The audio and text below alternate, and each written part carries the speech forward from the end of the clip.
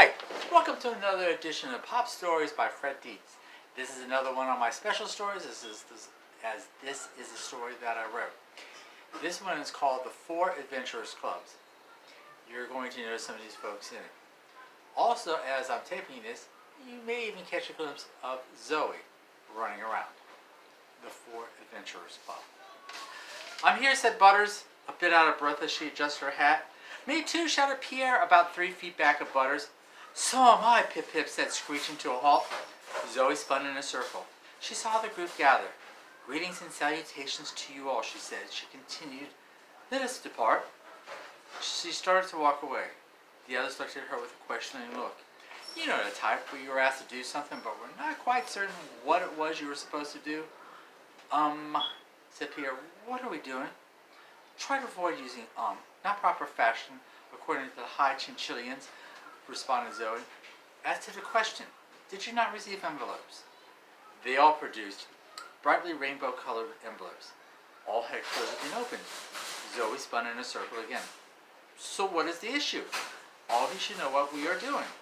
Zoe nodded her head that all should know what they were about to do. Pierre almost started with but he caught himself. It is written in High Chinchillian. That would be a problem for those who do not speak High Chinchillian or do not have a translation program. Fortunately, I speak and read High Chinchillian. Please hand me the note, said Zoe to Pierre. Pierre handed the note to Zoe. Zoe looked it over. It clearly states to meet me for a grand adventure. Please be certain to bring everything you need to make the long journey. Please be ready for fun and adventure. As she read, she pointed at several spots on the paper. She then neatly folded the note and carefully placed it back into the envelope. She looked at the rest of the party. She asked, what did everyone bring? I brought my boat, offered Pierre. I never go anywhere without it. I have my rope and my hat, replied Butters. I brought a keen thirst for adventure, said Pip-Pip. I have some food and a map, Zoe noted. With that, the four were off. Zoe scampered into the lead. Pip-Pip was right beside her. Butters and Pierre were behind. They were pushing Pierre's boat. Butters had an idea. She tied her rope to the front of the boat. The pair shared in pulling the boat. Zoe and Pip-Pip found an obstacle course of shoes and toys. Humans can be quite messy. The two started to run. Both were quick. As they zipped through the shoe canyon, Pip-Pip could not help himself. He leaped up onto the shoe. He did a flip and landed ahead of Zoe at the end of the course. As she came to a halt, Zoe replied, very clever, in a gracious tone. Zoe peered about the room. What are you looking for? Asked Butters and Pierre at the same time. They had just reached the spot where Zoe and Pip-Pip were standing. Zoe took a few minutes, moments before answering. There it is, she said, pointing at some marks on the wood. She held up her map. Yes, we are quite on course, she said as she folded her map. Quite on course where? All three said in unison. We are quite on course for where we are going, replied Zoe. We are in the middle of what the humans call the living room. If we keep going straight ahead, we will be in the kitchen. With that, she was off and running. Suddenly, she stopped. It was one of the human girls. All four turned their heads to study her. It was the little girl who fed them all. She walked past them. She headed towards their street. She was gone. Soon the group heard the little girl yell, Mom! Dad! They did it again! Did what? Asked Mom from another room. They're gone, came the response from the little girl. Who was gone? Asked her dad in response to the little girl. Butters, Pip-Pip, Pierre, and as usual, Zoe. They will come back, said her mom. She did not sound concerned. They are probably out playing like you like to do, said her dad. Before the little girl walked back into the living room, the four adventurers were off. With Zoe in the lead, Butters and Pierre pulled the red boat into the kitchen. Pip-Pip came last. We have lost them all. Where to next? He spoke in a hurried voice. Not far, responded Zoe as she pointed straight ahead. Zoe ran a few more steps until she was under a cabinet. Pip-Pip followed her as he slid under the cabinet on his belly. He smiled as he stood up. Pierre and Butters ran toward Zoe. A worried look was on Pierre's face. My boat will not fit, Pierre yelled as the two pulled the boat toward the space. As she helped pull the boat, Butters had a concerned look. As she looked back and forth between the boat and the space. Closer and closer drew the two and the boat. The two closed their eyes, and it fit. Barely by the whisker of any one of them, but it fit. Butters and Pierre gave a collected sigh of relief. Zoe had a look that she said knew it all the time. Pip-Pip was not paying attention. He had spotted something. Pip-Pip was still staring straight ahead as the three talked excitedly about the boat. Pip-Pip, what did you think about the close call? Asked Pierre. Pip-Pip, asked Butters. Finally, the other three came to see what Pip-Pip was staring at the whole time. Then they saw it. The kitchen. Adventure, Pip-Pip finally said. Food, said Pierre as he sniffed with his eyes closed. Boys, said Zoe and Butters to each other. Several of the drawers in the kitchen had been left open. Pip-Pip took off like a rocket for them. All of a sudden, he was in the air as he jumped for the first drawer. He stood on top and gave a Pip-Pip smile. He was off for the next, and the next, and the next, until he was on the counter. He raised his arms in victory. Pierre walked to the bottom of the cabinet. He cleared his throat. So, that is not a wasted trip. Please send down some of those tasty-looking berries. Adventure is never wasted, replied Pip-Pip, but those berries do look delicious. He paused as he looked from the berries down to Pierre and back. I have an idea. If you pull your boat over, we will be able to take these berries with us on our trip.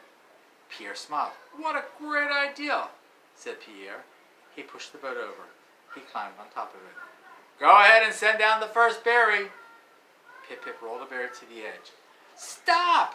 Yelled Zoe and Butters as they raced to the boat. They saw what you already realized. If Pip-Pip were to push the berry over the edge, it would have gone faster and faster and faster until it reached Pierre and his boat. It would have landed with a kersplat. Pierre and the boat would have been covered in berry. Butters looked around the whole kitchen. Then she saw what she had been searching for the whole time. She had Pip-Pip roll the berry over to the other side of the counter. She helped Pierre move his boat to the other side of the counter. She held her hands up to frame the view. Perfect. She waited for Zoe to come over. Each one grabbed one side of the cloth. Okay, Butters yelled, go ahead and roll it down. Pip-Pip pushed, and gravity did the rest. The berry rolled down the towel into the boat. Pierre stopped it from rolling off the boat. Success!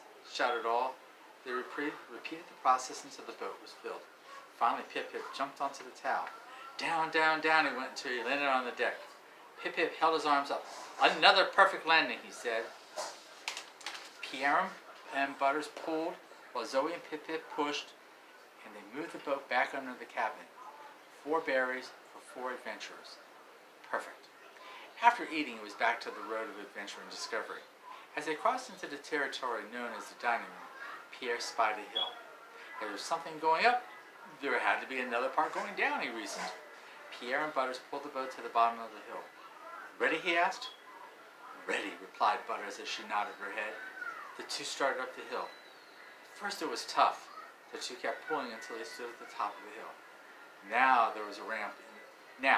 Why there was a ramp in the dining room is a question to be asked of the little children who lived in the house. But as far as Pierre and Butters were concerned, it was a chance for adventure. Butters climbed onto the red boat to get a better look at the surroundings. Much to her surprise, Pierre jumped onto the boat. Now comes the fun part, he said, looking ahead. Butters looked. They were going to go off a ramp. All of a sudden, Zoe and Pip-Pip were standing at the bottom of the ramp. Pierre ran to the back of the boat. The boat went up. As the boat went over, Pip-Pip and Zoe both reached up. Butters and Pierre reached down to give them a high five. The boat landed several feet away. Butters and Pierre jumped up and down in victory. Just then, a blower went past the boat. Well, actually 2 blowers, Zoe and Pip-Pip. They were racing. As we all know, there was nothing new to this. The pair saw a straightaway. Actually, it was a hallway. To them, it was a racetrack. The two ran the racetrack, each one trying to get one step ahead of the other when they saw it. It was an actual racetrack. The racetrack belonged to one of her brothers, of the little girl that fed them. They ran onto the racetrack, straight ahead, faster and faster. Suddenly, the pair were upside down. It had run into a loop. Side by side, they went through the loop, down the backstretch. A tie. Butters and Pierre had pushed the boat into the room just in time to see the end of the race. They both agreed it was a tie. Just as they finished discussing the race, the pair noticed Zoe and Pip-Pip. The two were no longer at the end of the racetrack discussing the race. The two were once again under another piece of furniture. This time it was a dresser, as the humans had named it. Butters and Pierre looked at the space under the dresser. They looked at the boat. This time they knew it would not fit beneath the dresser. Quickly, the pair hid the boat. They ran to Zoe and Pip-Pip. They did it as quickly and quietly as possible, but they did not need to worry. What had caused Zoe and Pip-Pip to hide under the dresser? What had caused Butters and Pierre to hide Pierre's boat, then run under the same dresser as Zoe and Pip-Pip? It was a human. It was the same human little girl that fed them. The four adventurers looked at the little girl. They looked at each other. She was dancing. They liked to dance. They started to dance behind the little girl. Before the little girl's music stopped, the four adventurers headed back home. The four went back to the dining room, the kitchen, and the living room until they finally reached their homes. There were more things they did along the way. However, there was no need to tell all that happened on the homeward trip. The little girl recorded herself dancing. She played back her video.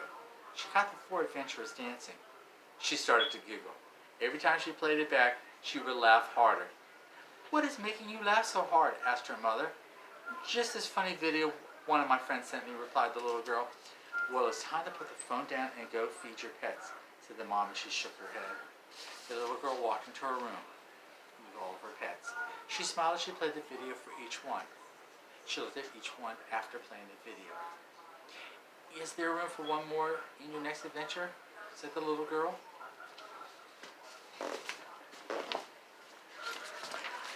By the way, read the story for the postscript.